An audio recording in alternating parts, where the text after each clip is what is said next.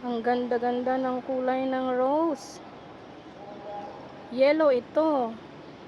Pero ganyan siya pag mga 3 araw. Sunod kasi na magiging kulay nito, magiging paputi na ito eh. Ang ganda niya. Ayan siya oh. Mahangin kaya gumagalaw.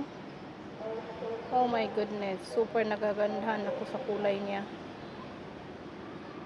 Combination ng madaming kulay. Yellow, orange, pink.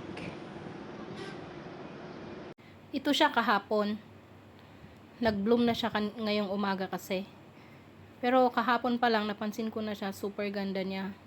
Maliit siya. Ito siguro yung reason kasi sabi nila pag namatay na yung rose, i-cut mo, linisan mo yung mga dry leaves. Kaso hindi ko ginagawa kasi minsan busy. Buti na lang madami pa rin akong marami pa rin siyang buds.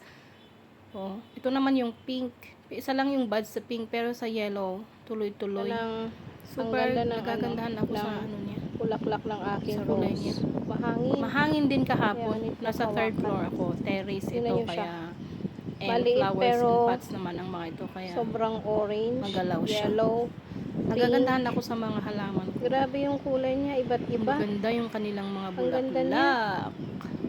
Tingnan niyo siya. Ito ang aking literal na icebreaker. Mahangin. Kapag gumagawa ako ng quizzes, paperworks, trabaho. Sa school, inuuwi ko kasi minsan yung mga trabaho ko Hawakan from ko school. para Hindi dahil Ayan. masipag ako, kundi Mahangin. dahil Hinahawakan ko na lang meron kaming deadline na para hinahabol. makita nyo yung ganda niya. Kasi minsan, Yellow ito. ako, pa-chill-chill ako. Yun pala, Ganyan yung kulay may niya deadline na pala.